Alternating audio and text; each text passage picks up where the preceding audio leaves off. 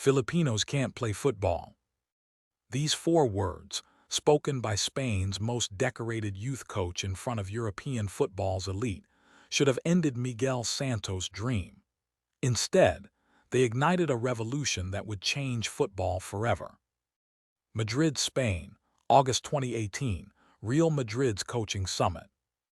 Among the sea of tracksuits bearing crests from Barcelona, Bayern Munich, Ajax, and Juventus, 2 men stood out. Miguel Santos, a 32-year-old Filipino coach with weathered hands and hopeful eyes, stood beside a presentation screen. Next to him, Tadang Berto, 68, a legend in Philippine football circles but unknown here, adjusted his reading glasses with the patience of someone who had spent a lifetime fighting to be recognized. They were about to present the Philippine Youth Development Program to an audience that didn't believe Filipino football existed. Miguel clicked to his first slide, Philippine Football Youth Development Program Building Dreams on Dirt Fields. Before he could speak his first word, a laugh cut through the room. Not a polite chuckle, but a dismissive, echoing laugh that made heads turn. Carlos Mendoza, Spain's most decorated youth football coach, leaned back in his leather chair, arms crossed across his chest adorned with coaching badges from 4 La Liga Academy championships. His reputation preceded him. He had developed players for Barcelona's first team, for Real Madrid's youth system, players who now starred in Champions League matches. Filipinos playing football, Carlos said in his thick Spanish accent, his voice dripping with condescension. You want us to take Filipino football seriously? The room fell silent.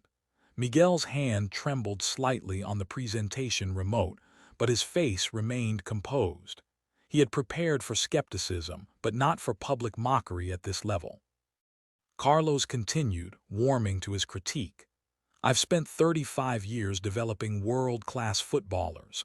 I've trained players who went to Barcelona, Real Madrid, Atletico, clubs with real football heritage. What has the Philippines produced? Nothing.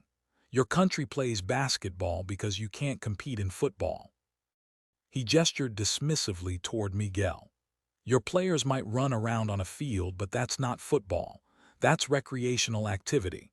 Football requires intelligence, discipline, years of proper academy training from childhood. You don't have the infrastructure, the coaches, or frankly, the genetic build for professional football. Uncomfortable murmurs rippled through the room. Some coaches looked away. Others nodded in agreement. Miguel felt Tadang Berto's hand gently touch his shoulder, a gesture of solidarity that had sustained them through countless disappointments. Carlos pointed at the tactical board behind him, covered with complex formations and training methodologies. This is La Magia methodology. This is how you develop world-class players. Systematic training from age 6. Positional discipline, tactical awareness, technical perfection. What does Philippine football have? Nothing comparable. Your best players wouldn't make it past trials in a Spanish 3rd Division academy. Miguel closed his eyes for a moment. In that darkness, he saw the faces of the children he coached in Manila.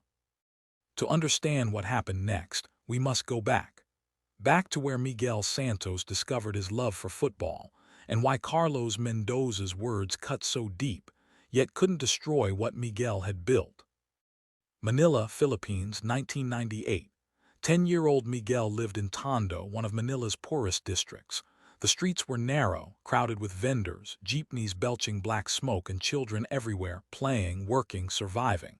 Most kids his age played basketball on makeshift courts made from wooden crates and rusty hoops. Basketball was king. Basketball was identity. Basketball was the Filipino game. But Miguel was different. His father, Ernesto Santos, had worked as a janitor at the Rizal Memorial Stadium, the Philippines' historic sporting ground.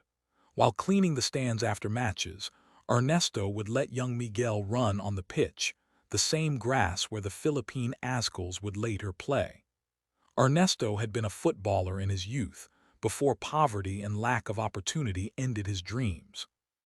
Son, Ernesto told Miguel one evening as they walked home through Tondo's crowded streets, Football is in your blood. Don't let anyone tell you it's not your game. But everyone did tell him that. At school, teachers encouraged basketball.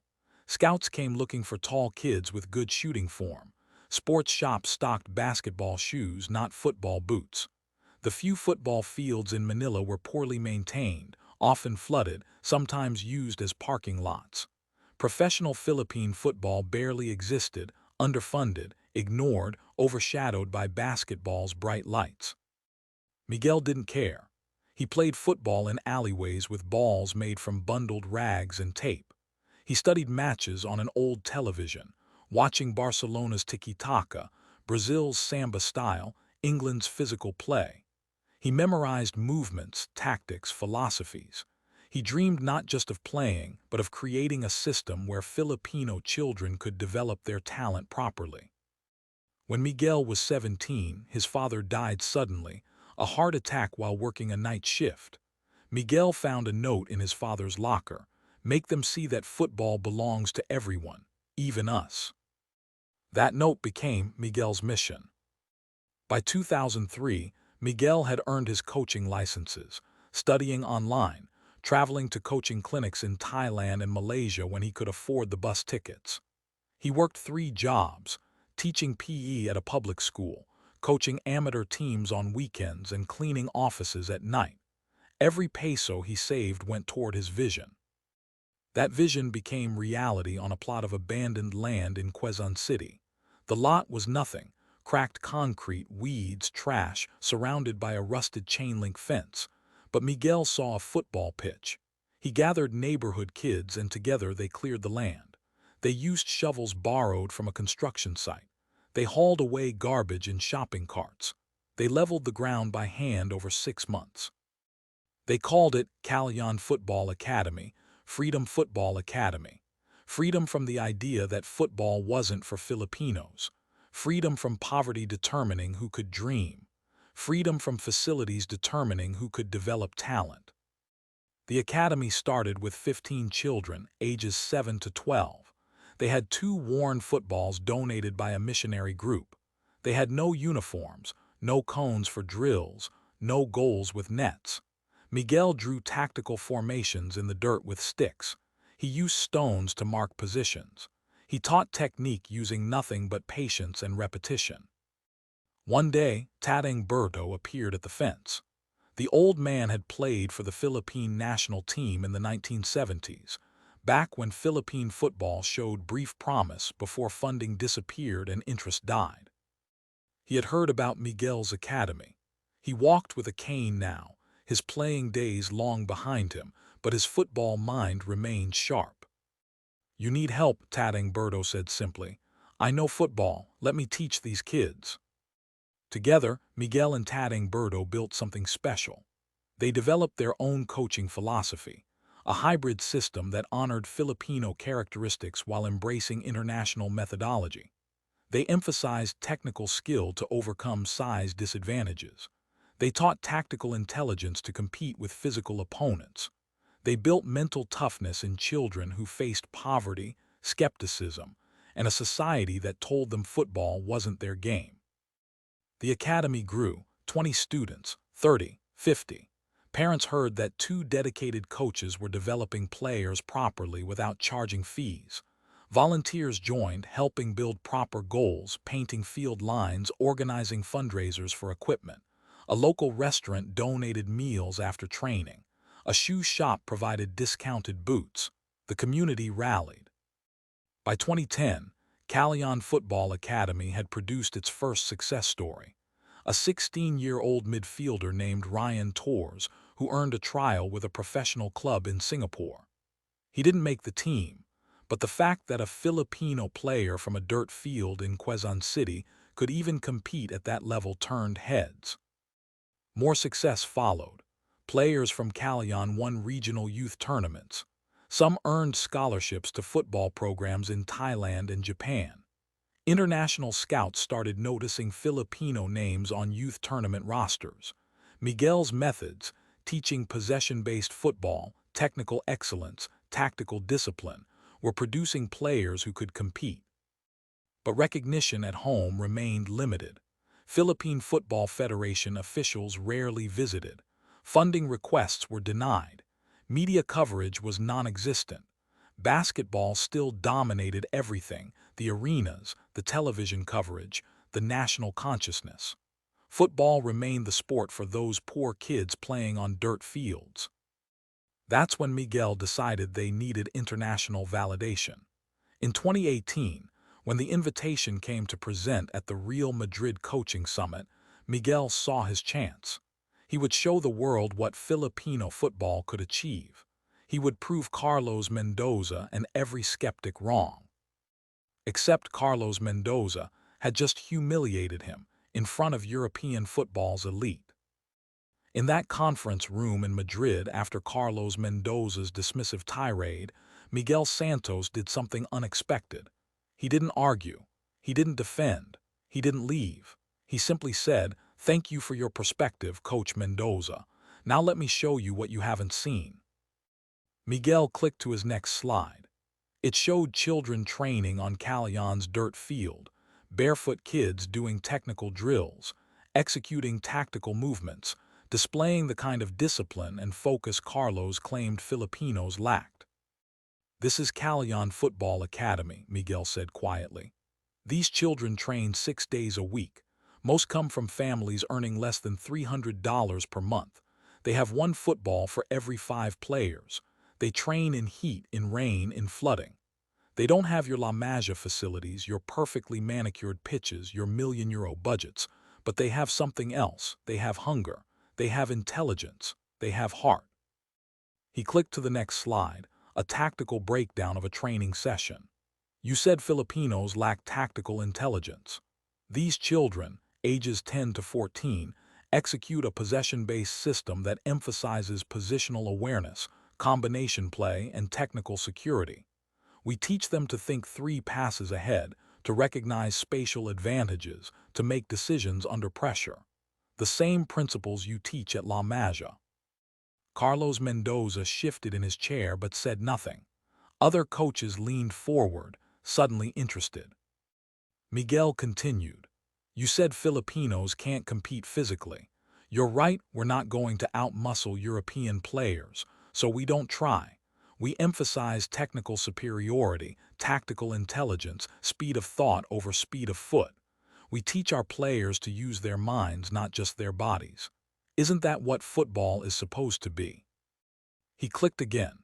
A video played, showing a match where Calion's youth team executed a fluid passing sequence that resulted in a goal worthy of any European Academy highlight reel. The room was silent now, watching. "You said we have no football culture." Miguel's voice was stronger now. "You're wrong. We have a culture of resilience, of innovation, of refusing to accept that poverty or skepticism should determine who gets to play the beautiful game. Our culture is building something from nothing. That's more powerful than any heritage." Tadang Berto spoke for the first time, his accented English clear and measured. "I played for Philippines in 1970s. We had nothing then. We have little more now. But these children," he gestured to the screen, "they will have everything. Because coaches like Miguel refuse to quit. Because we believe football belongs to everyone, not just the wealthy, not just the Europeans." The presentation continued for another 30 minutes. Miguel showed data, improvement metrics, tactical analysis, testimonials from international scouts who had started noticing Filipino players. He showed the challenges: lack of funding, inadequate facilities, institutional neglect, but also the solutions they were implementing. When it ended, the room erupted in applause. Not polite courtesy clapping, but genuine appreciation. Coaches approached Miguel, asking questions, exchanging contact information, offering resources. A Dutch academy director offered to host Calion players for a training exchange. A German coach promised to send equipment. A French tactical analyst wanted to study Miguel's methods. Carlos Mendoza sat silently. As the room emptied, he approached Miguel. His face had changed, the arrogance replaced by something else. Shame, perhaps, or recognition. "I was wrong," Carlos said simply. "I judged without knowledge. That is the opposite of what a coach should do." He extended his hand. "I would like to visit your academy, if you will allow me." Miguel shook his hand. "Come to Manila, Coach Mendoza, see what we're building. Maybe you'll learn something." 3 months later, Carlos Mendoza stepped off a plane at Nin Aquino International Airport. The humidity hit him like a wall. Manila was chaos, traffic, noise, millions of people moving with purpose and energy. Nothing like the ordered streets of Madrid. Miguel and Berto met him outside Callejon Football Academy. The facility was exactly as Miguel had described. A dirt field with faded painted lines, makeshift goals with nets that had been repaired dozens of times, a small covered area serving as classroom and equipment storage. But children were everywhere. Training with an intensity Carlos recognized from elite European academies. "This is it?" Carlos asked, though his tone had changed. There was no condescension now, only curiosity. "This is where champions are made," Berto replied with a slight smile. For 2 weeks, Carlos observed. He watched training sessions where children performed technical drills that would challenge European academy players. He saw tactical instruction that incorporated modern positional play concepts. He witnessed the discipline, children arriving early, staying late, treating training with the seriousness of professionals.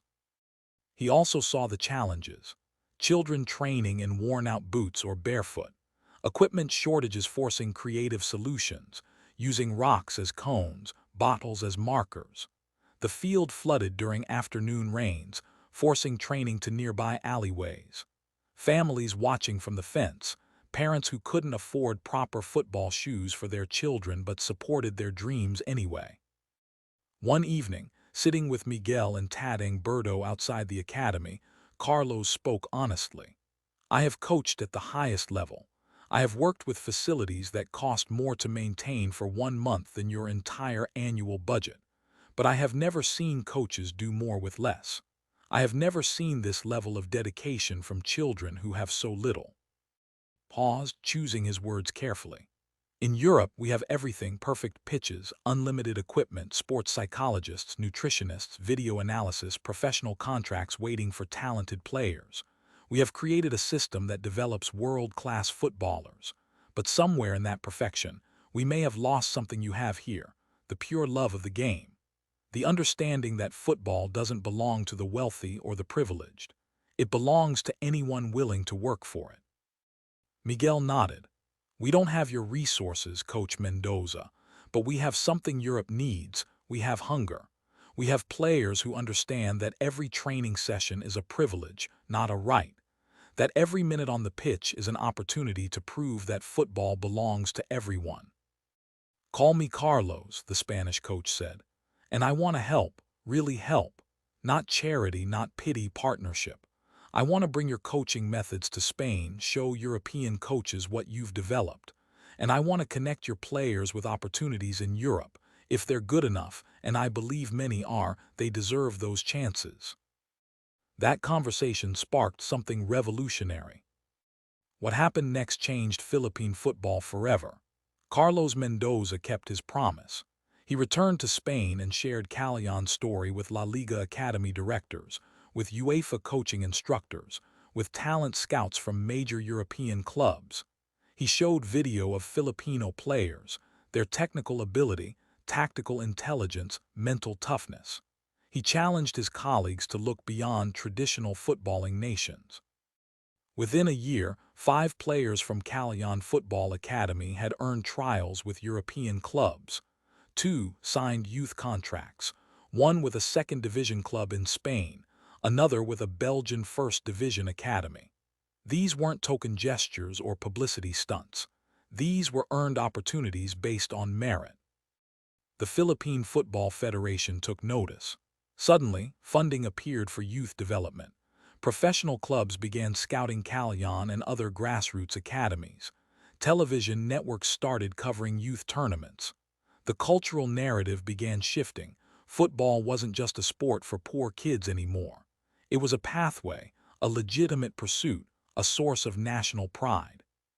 By 2022, the Philippine national team, the Azkals, qualified for the AFC Asian Cup for the first time in history.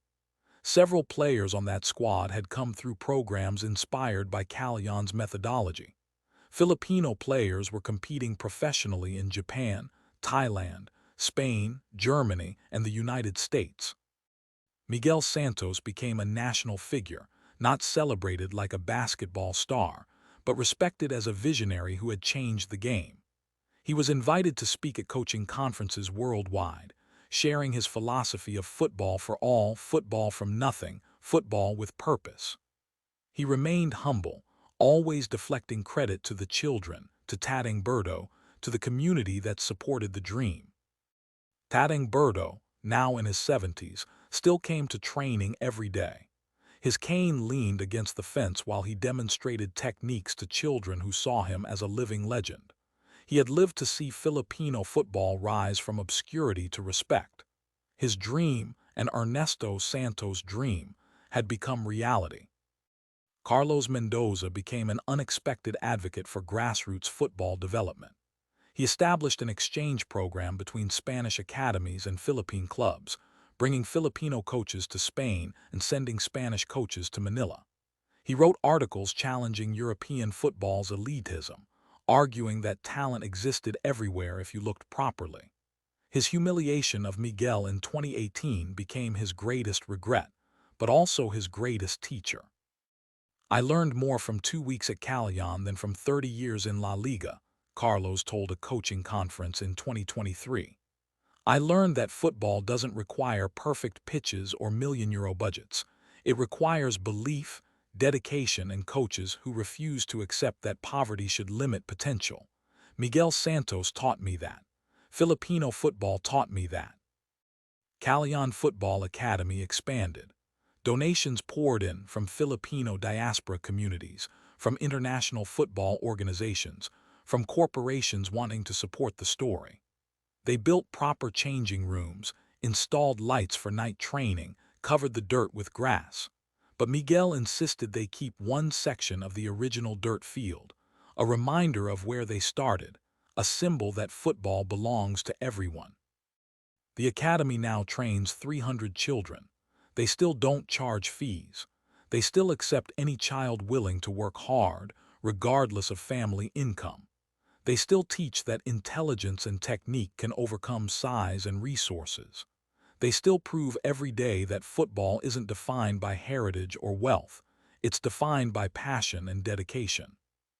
Today, if you visit Real Madrid's Valdebebas training complex, there's a plaque in the coaching conference room. It was placed there by Carlos Mendoza in 2020.